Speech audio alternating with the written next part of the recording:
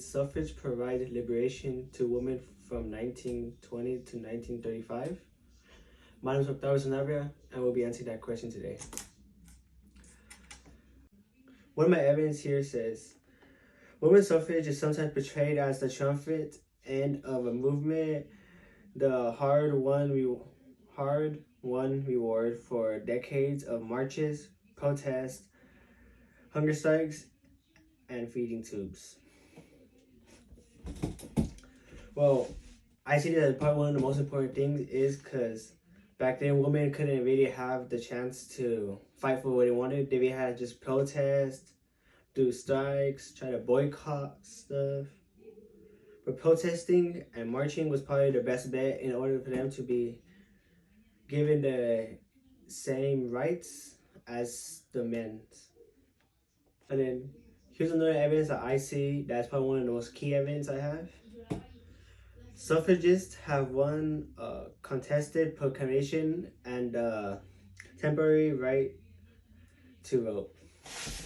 I see it as a major win for the women because they were able to have the right to vote, but we mostly know that their votes wasn't as enough to get what they wanted, but this was the start of that women were getting their rights.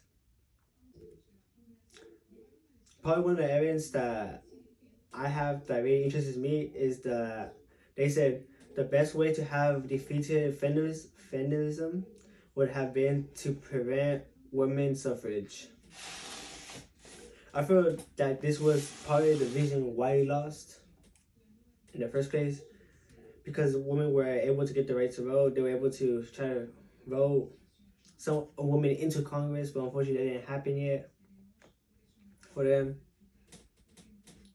But seeing this and seeing what's going on right now in 2021, we finally got to see that there has been the first lady to be elected into office. She is now running as vice president. In conclusion, women did get liberation from suffrage by trying to beat the new anti-feminist campaign.